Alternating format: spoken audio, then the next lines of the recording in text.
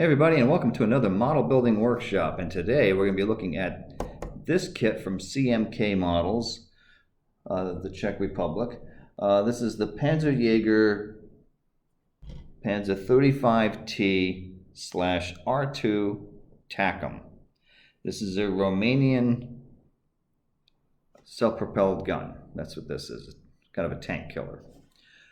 This is built on the chassis of the, well, it's got a couple of different names, but in German it was the Panzer 35T.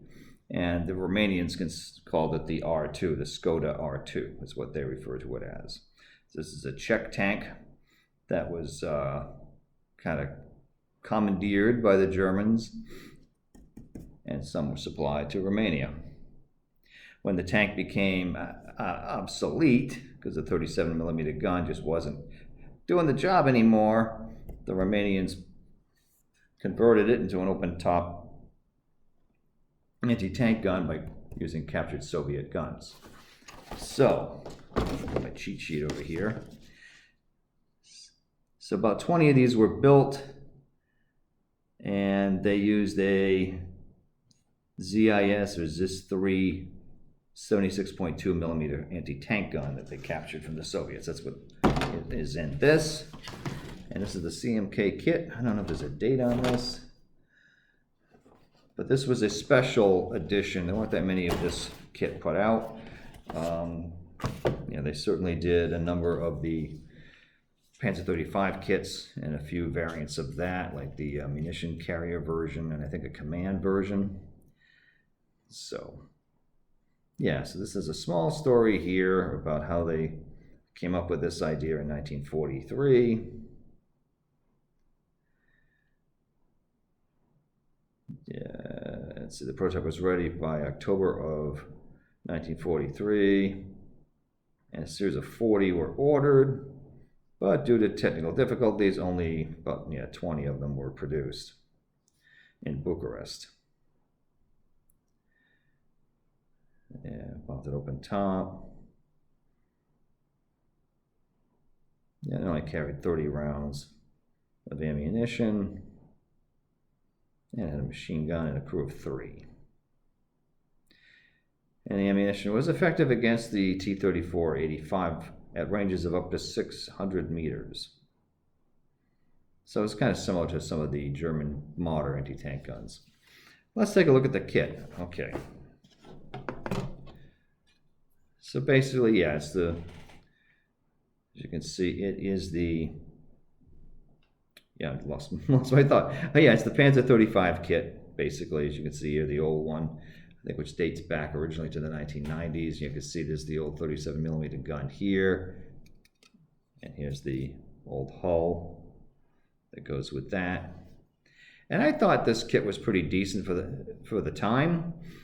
The Panzer 35, and I built several of them because I thought they were pretty cool.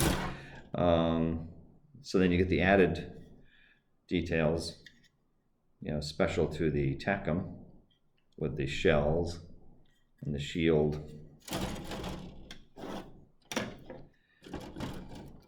So the new pieces are in a darker plastic here. Oops, still entangled. Parts for the gun here.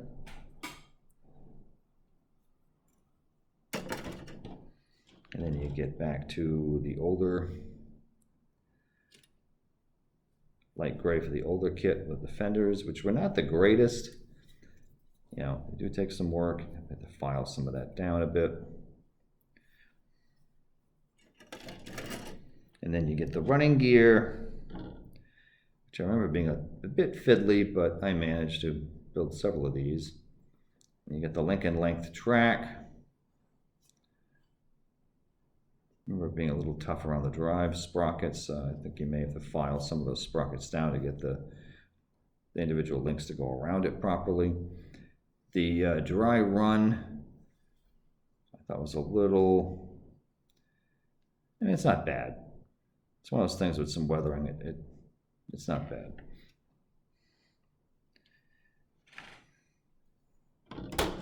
Like I said, because I built several of the Panzer 35 versions of this. And then you get some really colorful markings, which is something that's kind of fun with the Romanian versions. So you get this bright yellow cross here of it's either King Michael or Saint Michael. I'm sorry if I can't quite remember, but it's got, if you look at it carefully, it's the letter M is just repeated. That's what that is. And then there's some stenciled versions there just in white. And then you get this other wreath emblem as well. And for photo etch, there's not much. There's a few things there, very little.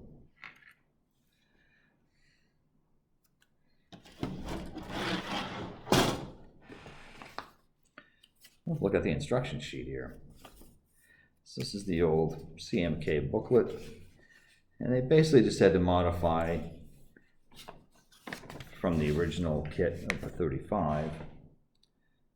So you get your running gear there. Remember, putting the bogey wheels in was a little tricky. In some cases, I found it better to pop them in from underneath. Supposed to slightly bend those a bit too, make sure they're in the right position.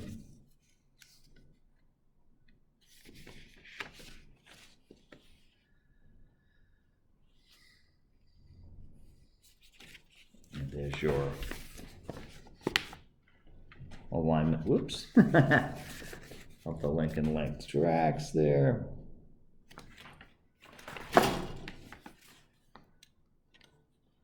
And that gives you the direction of the tracks. And then here's the new parts here. All right, so you're gonna need to chop off the top of the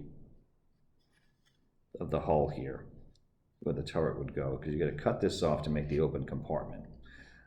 And then you start putting in the ammunition and so forth into the shield superstructure. And then you get back to the hull. So I guess that's one weakness here is that, all right, so you're gonna see the gun breech, and the ammunition storage that's gonna be in the superstructure shield part. The hull, now that you've cut it open, there's not a whole lot of detail down there. But they suggest you're gonna put some ammunition down there, but there's not a whole lot going on inside the hull. So as to how that's going to work out when you complete this, I don't know. Maybe the gun itself will kind of block the view because there's a lot going on with this cannon. There's a lot happening there, so maybe you won't see that much. That's something that's I'm going to have to find out when I get around to building this. And there's all the tools and stuff there.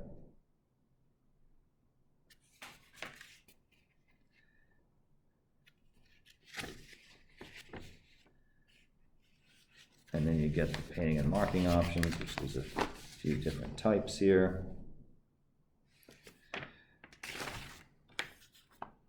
1943, they're usually in a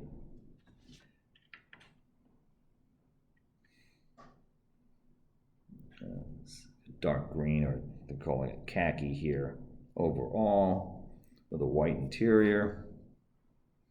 Usually they have like a license plate on them for the Romanians. And then you've got options for how you want to put the different markings on. You know, when you put the air recognition cross on there. And there's two, as you saw, there's two types. So you have a choice of those. And for Transylvania in Ploesti 44, which is a blue stripe. Sorry about that. When you're working in the library, lots of things can happen. So, yeah, so we're talking about the blue identification stripe here on some of the vehicles that were posted in Transylvania in 44. It just has this with that. So there's a few different options for that you can see there for camouflage and markings. Well, actually, the one on the box shows you that. Okay, so that's another piece of Romanian armor. I like to do some interesting stuff and look for some oddball things such as this. Anyway, should be a fun build, and we'll see you guys next time on the Model Building Workshop. Bye now.